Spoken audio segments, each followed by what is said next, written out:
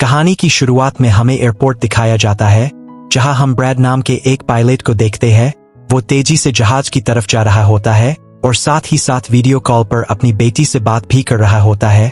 उसकी बेटी कहती है कि आज सुबह मैंने न्यूज देखी थी जिसमें बताया जा रहा था कि आप जिस एरिया में जा रहे हो वहां का मौसम बहुत ज्यादा खराब है, जिस वजह से और भी कई सारी फ्लाइट्स कैंसिल कर दी गई है, इसलिए आपको भी अपनी फ्लाइट कैंसिल करके घर वापस आना चाहिए। लेकिन ब्रैड मुस्कुराकर जवाब देता है कि मैं पहले भी कई बार ऐसे मौसम में सेफली जहाज उड़ा चुका हूं, इसलिए तुम परेशान मत हो, मैं जल्द ही घर वापस आ जाऊंगा। ये सुनकर उसकी बेटी खुश हो जाती है और कॉल काट देती है।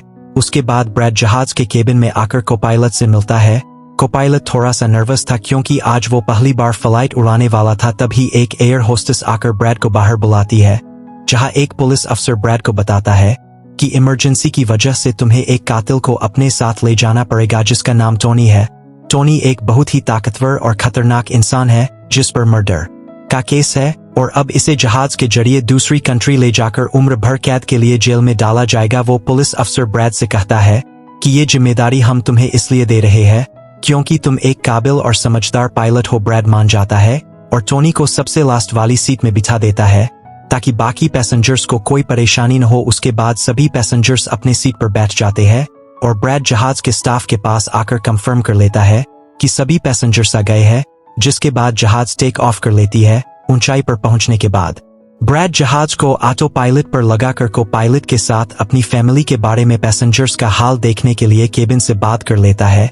लेकिन तभी अचानक मौसम खराब हो गया और जहाज हल्के से झटके लेने लगा, जिस वजह से ब्रैड परेशान हो जाता है क्योंकि उसे कुछ ठीक नहीं करता है और रेडियो के जरिए वो कंट्रोल टावर से बात करने की कोशिश करता है, पर उसकी बात नहीं हो पाती क्योंकि मौसम खराब होने की वजह से यहाँ के सारे रेडियो काम करना बंद कर देते हैं। तभी अचानक बिजली का तेज झटका प्लेन से आकर लगता है, जिस वजह से प्लेन जोर जोर से झटके लेने लगता है। ब्रैड पैसेंजर्स का हाल देखने के लिए केबिन से बाहर जाता है। पैसेंजर्स को देखकर ब्रैड को थोड़ा बहुत सुकून मिल जाता है क्योंकि सभी पैसेंजर सेफ थे, पर यहाँ धीरे धीरे लाइट बंद होती जा रही थी और तभी प्लेन को कई और झटके लगते हैं, जिससे ब्रैड का सिर सामने छत से टकराकर नीचे गिर जाता है और उसके माथे पर चोट लग जाती है। इस सूरत हाल को देखते हुए सभी पैसेंजर्स की हालत खराब होने लगी थी। ब्रैड जल्दी से वापस केबिन में आकर अपने साथी के साथ मिलकर प्लेन को संभालने में लग जाता है। यह उनके लिए काफी मुश्किल टाइम था। मौसम खराब होने की वजह से उन्हें आगे कुछ भी नहीं दिखाई दे रहा था। ब्रैड कहता है कि हमें प्लेन को नीचे लाना होगा क्योंकि अगर प्लेन को एक और झटका लगा तो प्लेन तबाह हो सकता है। यह लोग फौरन जहाज का प्लेन नीचे की तरफ जा रहा था, जिस वजह से उनका सीट बेल्ट खुलते ही यह दोनों तेजी से ऊपर छत से टकरा जाते हैं। यह दोनों इतनी तेजी से छत से टकराते हैं कि उनकी तुरंत मौत हो जाती है। इतने में जहाज काफी कम अल्टीट्यूड पर आ जाता है और किसी तरह करके यह दोनों पायलट जहाज को कंट्रोल कर लेते हैं। लेकिन अब जहाज में ज्यादा पावर नहीं बची होती, इसलिए ब्रैड जहाज को एयरपोर्ट तक नहीं पहुंचा सकता था, जिस वजह से ब्रैड जहाज को नीचे लाकर समंदर में क्रैश लैंड करने का सोचता है, जिसे देखकर ब्रैड खुश हो जाता है क्योंकि जहाज में अभी भी थोड़ी बहुत बिजली बची हुई थी। सभी पैसेंजर्स के जहाज से उतरने के बाद एक एयर होस्टेस कैप्टन ब्रैड को बताती है कि क्रिमिनल टोनी को ले जाने वाला पुलिस अफसर मारा गया है और एक एयर होस्टेस भी मारी गई है। ये सुनकर ब्रैड बहुत ज्यादा मायूस हो जाता है।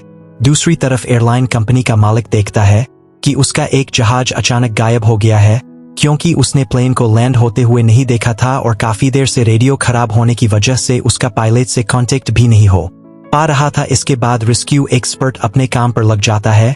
दूसरी तरफ सारे पैसेंजर्स इस सोच में थे कि हम यहाँ क्यों उतरे हैं। ब्रैड सभी पैसेंजर्स को इकट्ठा करके समझाता है कि इमरजेंसी की वजह से हमें यहाँ उतरना पड़ा। प्लेन में अभी भी थोड़ी बहुत बिजली मौजूद है जिसे हम बाकी चीजों को ठीक कर लेंगे। तब तक आप लोग यहाँ आराम से रहेंगे और आप लोग घबराइएगा नहीं, बहुत जल्द हम यहाँ से निकल जाएंगे। जिसके बाद ब्रैड प्लेन के पास आकर उसे ठीक करने में लग जाता है, पर वो देखता है कि जहाज में पावर काफी कम है, इसलिए उन्हें मदद का इंतजार करना होगा। यह लोग मैप निकालकर खुद ही अपनी लोकेशन देखने लगते हैं ताकि उन्हें पता चल सके कि आखिर ये लोग किस जगह पर है।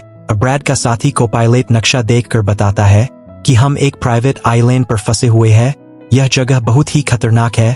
यहाँ पर ऐसे लोग हैं जो किसी सरकार या गवर्नमेंट की बात नहीं मानते। अगर इन लोगों ने हमें पकड़ लिया तो हमारी जान खतरे में पड़ सकती है और हमारी गवर्नमेंट भी हमें नहीं बचा पाएगी। यह सुनकर ब्रैड कहता है कि अब कहीं से भी करके हमें अपनी रेस्क्यू टीम को यहाँ पर बुलाना ही होगा ताकि वो आकर हम सबको बचा ले, क्योंकि यही एक रास्ता है यहाँ से निकलने का। जिसके बाद यह दोनों मदद बुलाने के लिए रेडियो ठीक करने लगते हैं, लेकिन आसमानी बिजली के टकराने से रेडियो बिल्कुल खराब हो चुका था। अब ब्रैड सभी पैसेंजर्स के पास आकर उन्हें बताता है कि किसी खराबी की वजह से रेडियो काम नहीं कर रहा, लेकिन आप सब परेशान मत हो। ब्रैड उन्हें तसल्ली देता है कि हम आइलैंड के दूसरी साइड पर जाकर रेडियो को ढूंढेंगे और कंट्रोल टावर को अपनी लोकेशन बताकर रेस्क्यू टीम को यहाँ पर भेजने के लिए कहेंगे, जो आकर आप सब लोगों को बचा लेंगे। और यहाँ ब्रैड एक बहुत बड़ा कदम उठाता है। वो कहता है कि मेरे साथ टोनी जाएगा। यह कहकर वो टोनी की हथकड़ी खोल देता है। यहाँ ब्रैड जहाज के को-पायलट से कहता है कि तुम जहाज की पावर को रिपेयर करने के काम पर लग जाओ। मैं जल्द ही किसी भी कांटेक्ट के जरिए रेस्क्यू टीम को यहाँ पर लाने की कोशिश करूंगा। जिसके बाद टोनी और ब्रैड रेडियो ढूंढने के लिए जंगल की तरफ निकल पड़ते हैं। रास्ते में टोनी ब्रैड को उस पर भरोसा करने के लिए थैंक्स कहता है। अब हम इस आइलैंड पर रहने वाले आतंकवादी ग्रुप को देखते हैं, जिनके पास एक आदमी दौड़कर आता है और वो आदमी उस ग्रुप के लीडर को बताता है कि यहाँ आइलैंड पर एक प्लेन आकर रुका है इमरजेंसी की वजह से, और उसके अंदर बहुत सारे लोग हैं जो अलग अलग कंट्री से है। यह सुनकर ग्रुप का लीडर उस आदमी को कुछ पैसे देता है और ग्रुप का लीडर अपनी टीम से तैयार होने को कहता है। आइलैंड के जंगल में ब्रैड और टोनी आगे बढ़ रहे होते हैं। टोनी ब्रैड से पूछता है कि तुमने मुझे आजाद क्यों किया और अब मुझे कहाँ लेकर जा रहे हो। तब ब्रैड उसे कहता है क्योंकि मैं तुम्हारी वजह से सबको खतरे में नहीं डाल सकता, और यहाँ एक खतरनाक आतंकवादी ग्रुप है जिसका मेरे साथ मिलकर तुम्हें सामना करना है। तब टोनी ब्रैड से कहता है कि मैं एक मिलिट्री बैकग्राउंड से हूं और मैं यूएस मिलिट्री में कई साल ड्यूटी कर चुका हूं। कुछ ही देर में पीछे से टोनी की आवाज आनी बंद हो जाती है। जब ब्रैड पीछे मुड़कर देखता है तो टोनी वहां नहीं था। वो ब्रैड से अपनी जान छुड़ाकर भाग चुका था और अब ब्रैड अकेले ही जंगल में आगे निकल पड़ता है। जंगल में आगे बढ़ते हुए ब्रैड एक खाली पड़ी फैक्ट्री में जाता है, जहां वो एक टेलीफोन को ढूंढ